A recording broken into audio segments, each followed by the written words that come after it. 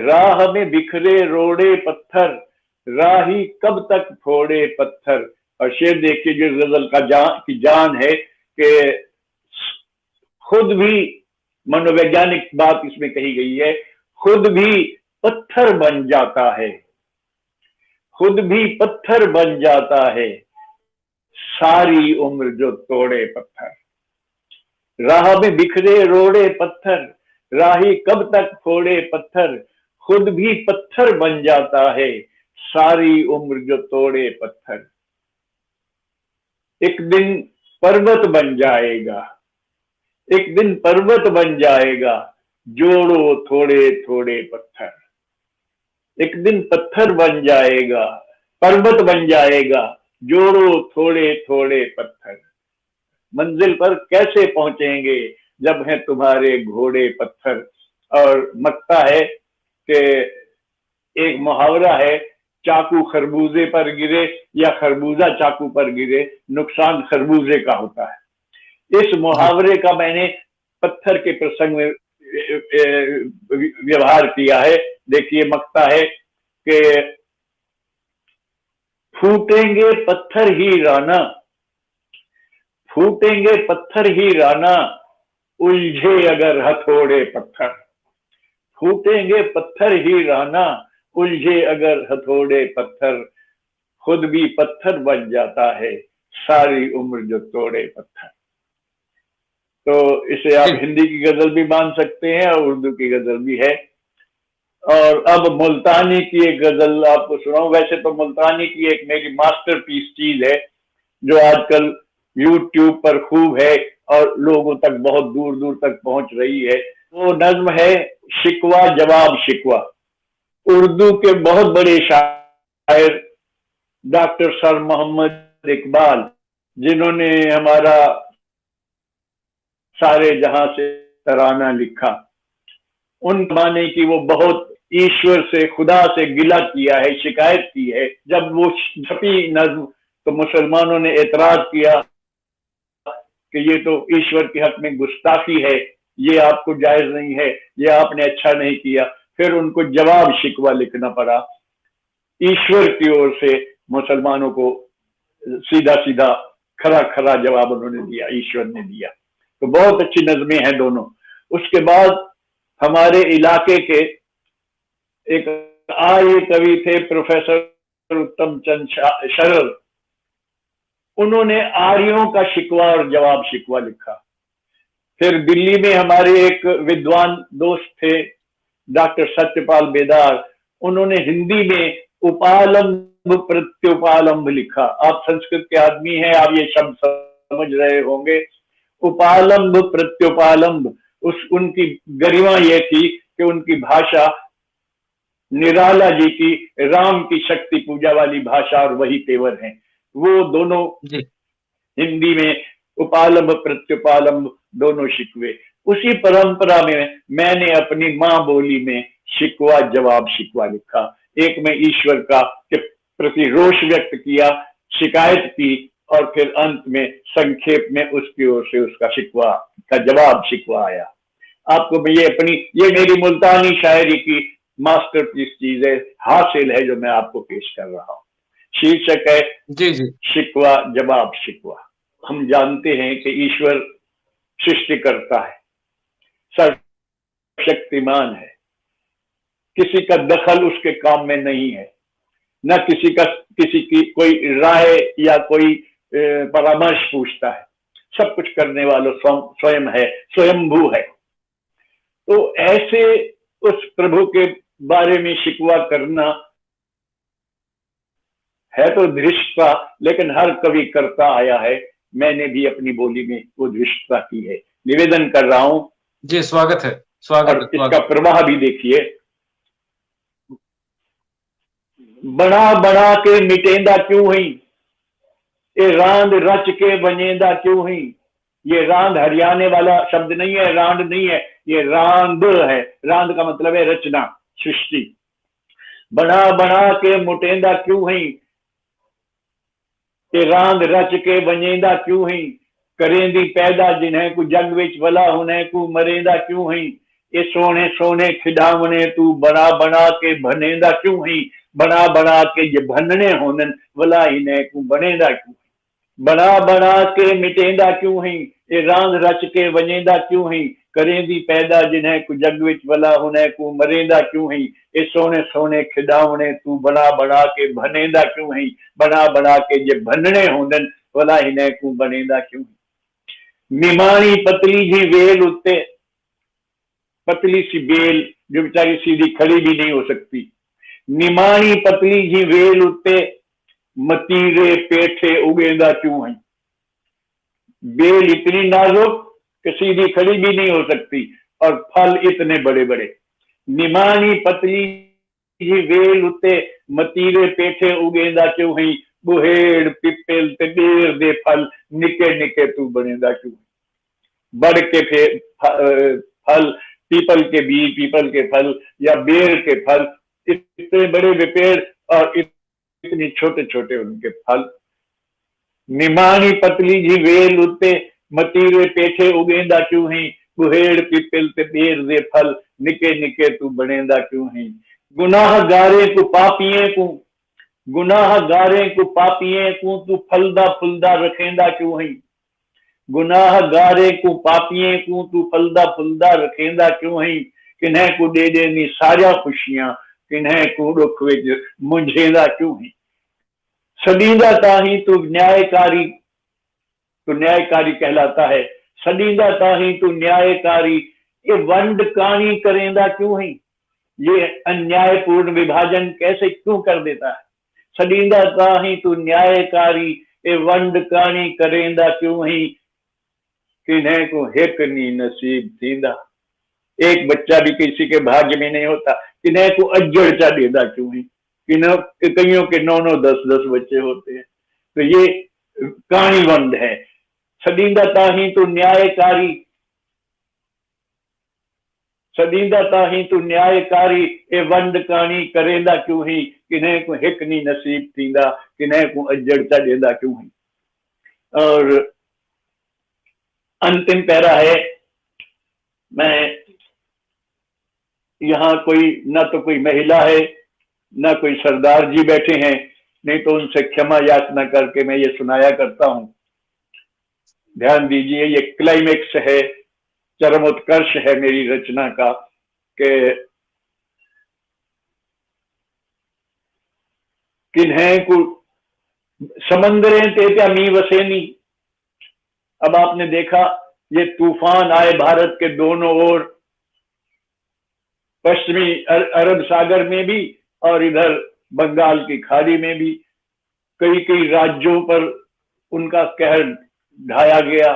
बारिशें होती हैं, तो समुद्र के किनारे ज्यादा होती हैं, हमारी खेतियां सूख जाती हैं। तो मैं शिकवा कर रहा हूं, समंदरें ते त्या मी वसेंदी, ते राझा रढ़ी सुकेंदा क्यों है।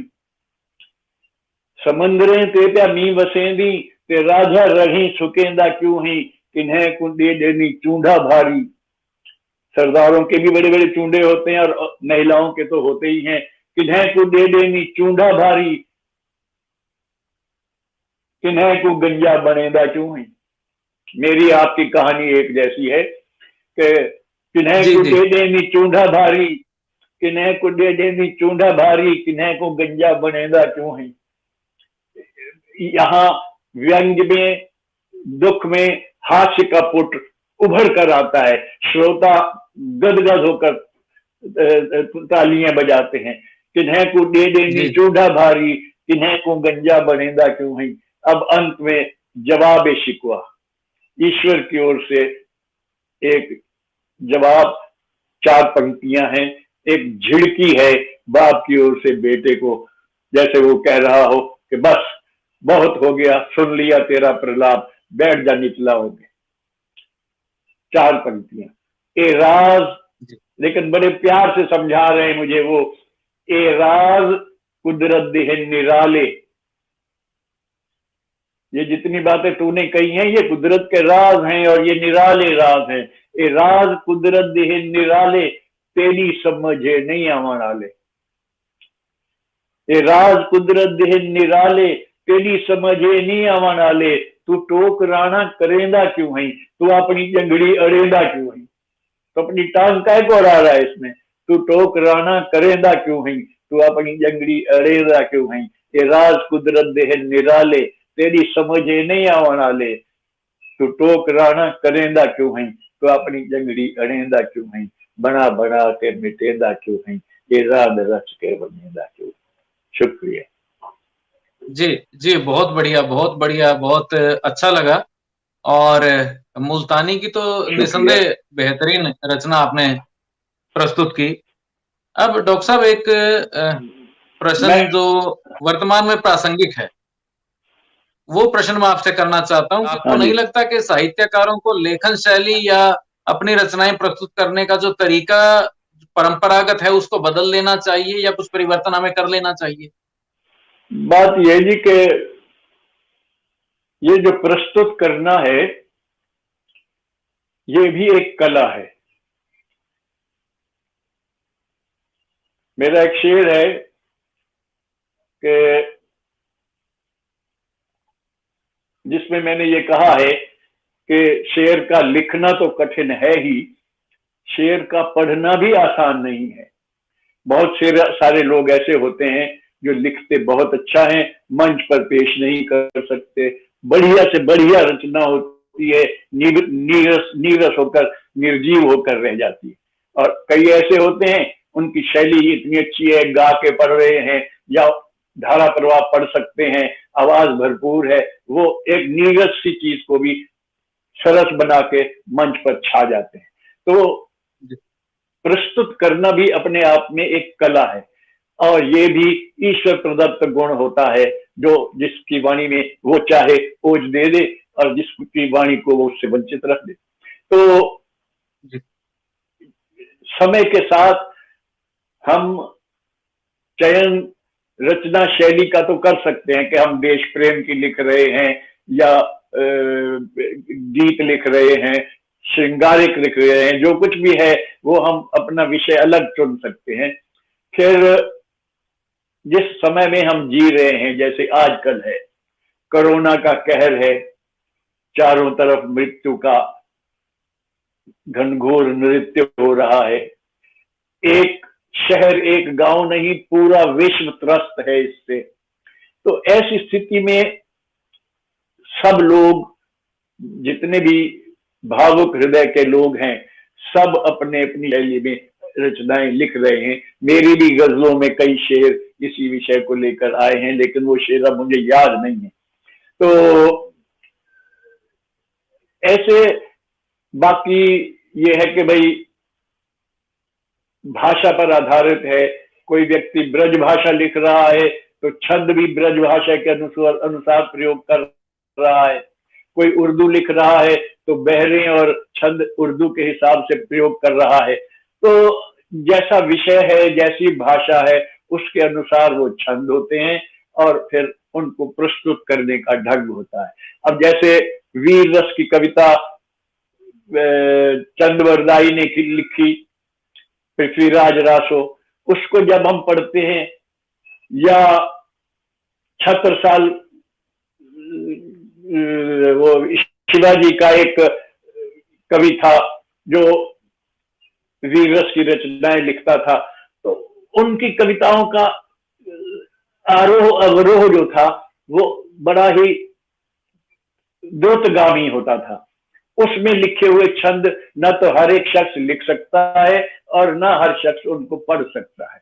तो अपने अपने परिवेश के, अपनी अपनी क्षमता के अनुसार वो हम छंद, काव्य रूप और ये चीजें छांटते हैं और उनको फिर व्यक्त करते हैं। अब जैसे उदाहरण के लिए रामचरितमानस तुलसीदास जी ने एक महाकाव्य में के रूप में लिखा। अगर किसी और रूप में वो लिखते तो शायद इतना बड़ा अमर ग्रंथ वो न बन पाता। आज जो वो घर घर में हर जगह लोगों के हृदय में बसा हुआ है और हिंदी का गौरव ग्रंथ है, तो किसी और छंद में, किसी और रूप में लिखते तो शायद इसकी गिनती वो न होती। तो जो रचना का छंद है, जो रचना का स्वरूप है, उसके अंदर कई कई छंद भी आ जाते हैं, दोहा भी, चौपाई भी, जैसे रामचरितमानस में है, तो कई कई छंद भी आ जाते हैं। उनसे आरोह अवरोह बनता है रचना का और प्रभाव बढ़ता है।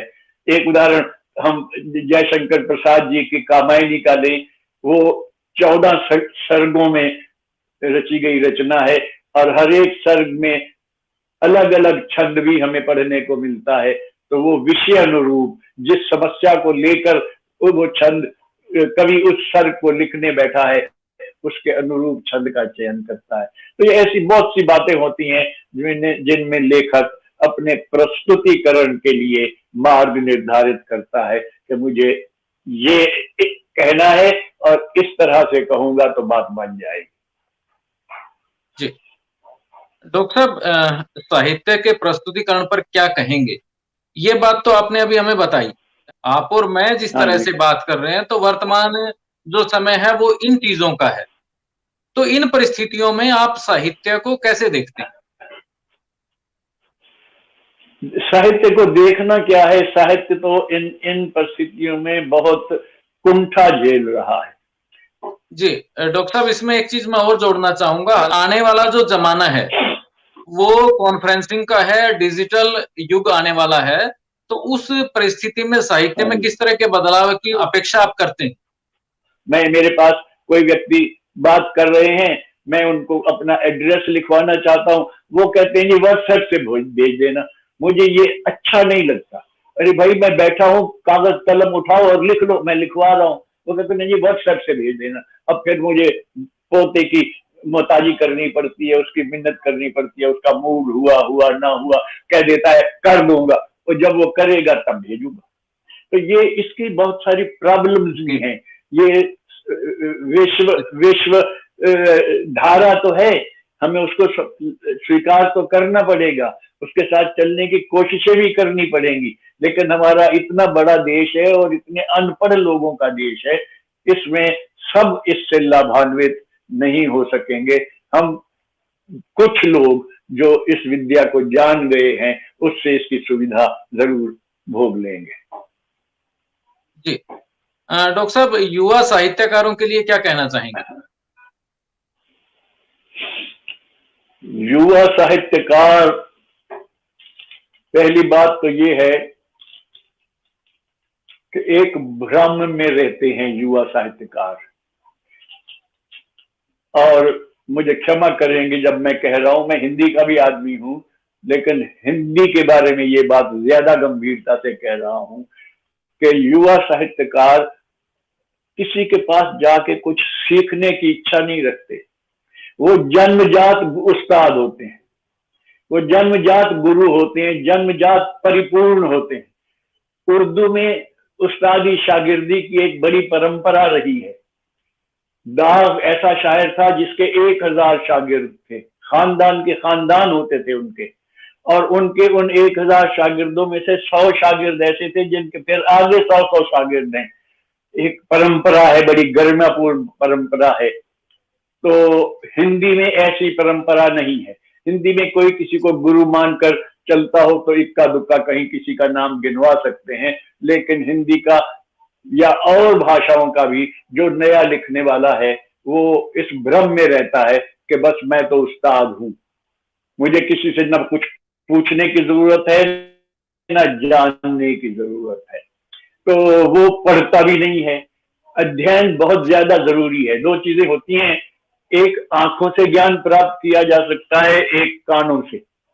आप कवि सम्मेलन सुनते हैं तो कानों से ग्रहण कर रहे हैं शिक्षण, साहित्य पढ़ते हैं तो आंखों से शिक्षण ग्रहण कर रहे हैं। लेकिन दुर्भाग्य ये है कि नई पीढ़ी न कानों से ग्रहण कर रही है न आंखों से ग्रहण कर रही है। वो अपने आप को पूर्ण मानती है, और जो अपने आप को पूर्ण है, भरे हुए बर्तन में और आप कुछ डालेंगे तो नहीं समाएगा।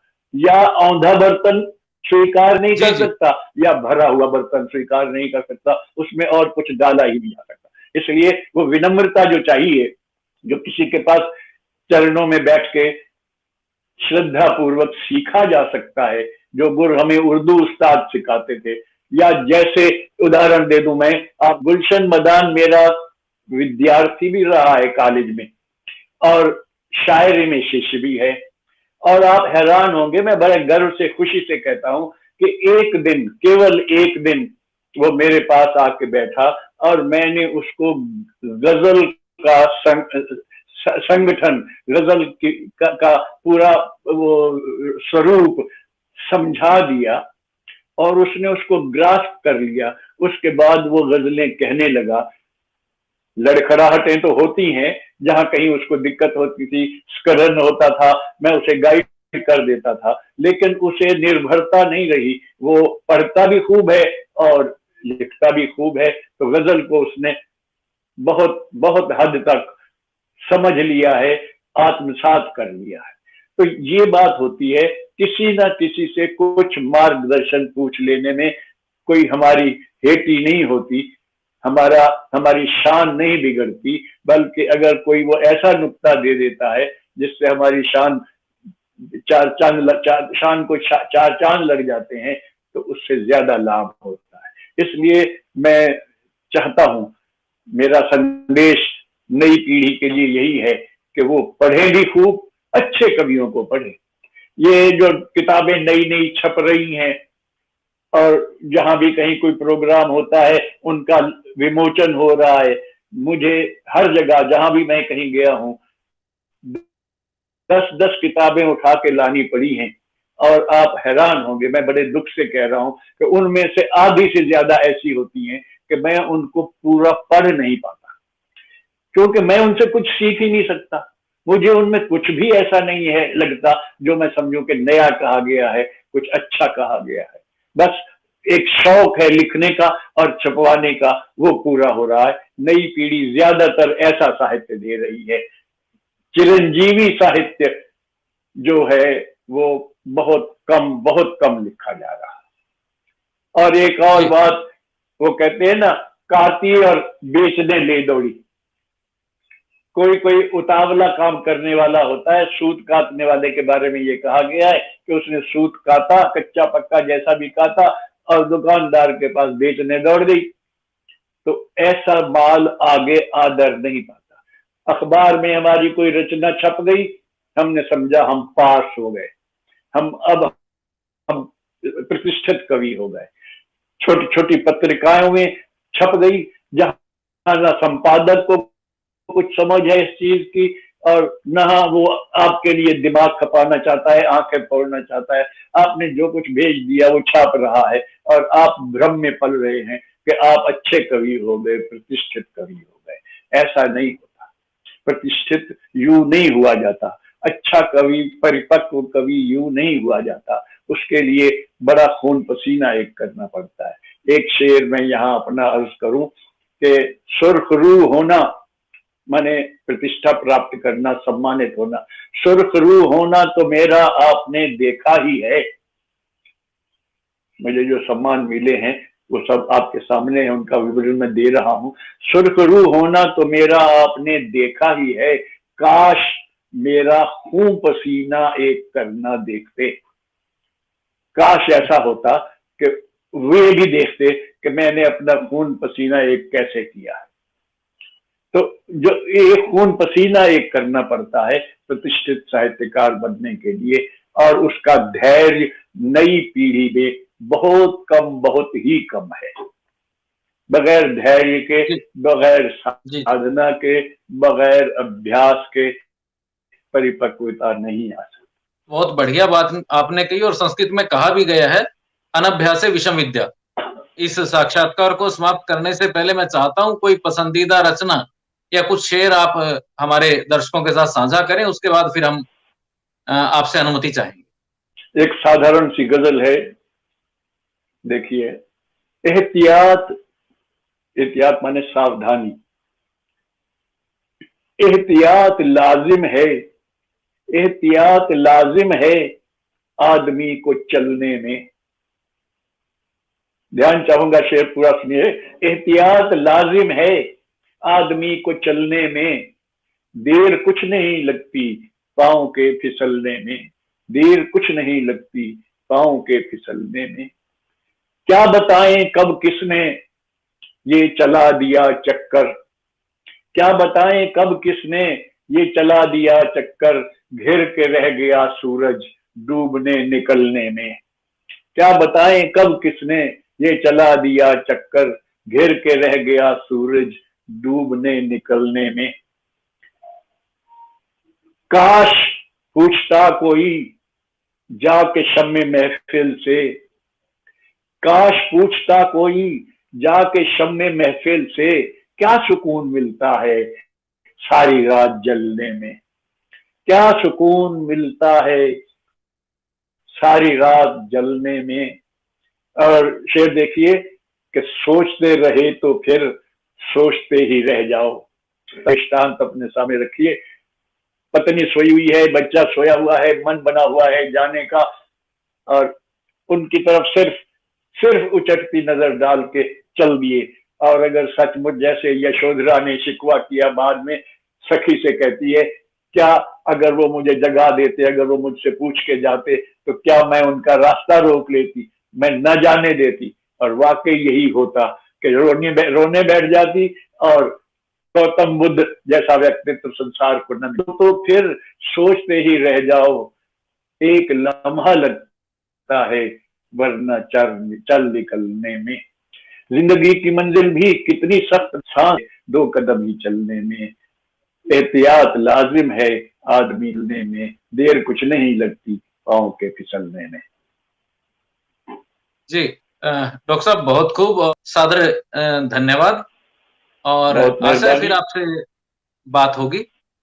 बातें तो जितनी आती थी सारी मैंने कह दी मेरे पास, अब और क्या छोड़ के जा रहे हैं आप, जो होगी बात। तो डॉक्टर साहब आपने अपना आशीर्वाद दिया, और हमारे लिए तो यही बड़ी बात है कि बड़ों का आशीर्वाद हमें मिलता रहे, बच्चों को मिलता रहे, मार्गदर्शन मिलता रहे। आपका बहुत बहुत धन्यवाद।